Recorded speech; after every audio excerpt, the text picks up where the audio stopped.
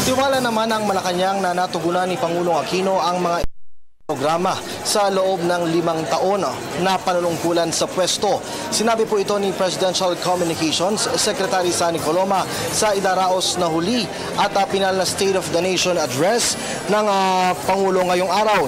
Ayon po sa kalihim, batay sa assessment o report card na kanyang natunghayan, ay nabigyan ng katuparan ito ng Administrasyong Aquino.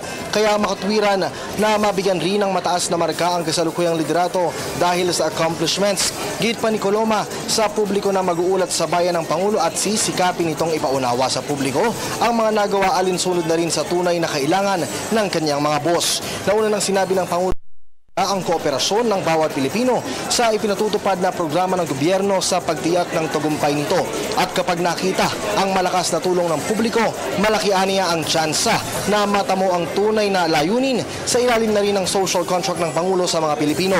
Nakapaloob sa social contract nito ang pagbaka sa korupsyon, kahirapan, pagtiyak sa inclusive growth o yung sinasabing walang may iwan sa kaunlaran.